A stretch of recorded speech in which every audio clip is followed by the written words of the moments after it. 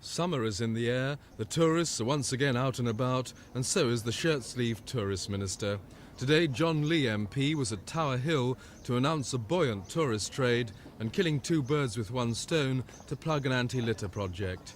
Ironically, overflowing rubbish bins prove the conscientiousness of the public, but cast doubt on the authorities' motivation. The government's tourist chief made it clear that despite overcrowded roads and tubes, more tourists are wanted in the capital. Do you want more tourists to visit London? Yes, we want more tourists to visit London, we want more tourists to visit this country, and of course the figures that we're announcing today for January and February 1989 show that visitor numbers are up 14%. The nearby Beefeaters also agreed there is room for growth, at the Tower at least. We could probably go up another 5,000 a day.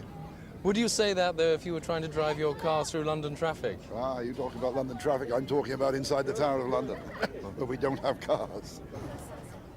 The minister also argued that London's prices compare favourably with other capital cities.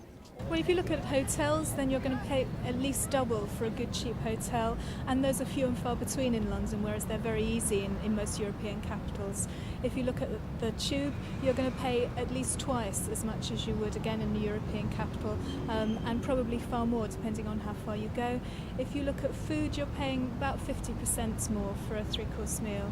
How do you find the prices in London for ordinary things like coffee and ice creams? I think that's a little expensive, and when you go in, for instance, St. Paul's Cathedral, they charge you at almost every door for different things. Tourism is an important earner, but London still has to get into shape for the tourists. Westminster Abbey is under wraps because of restoration.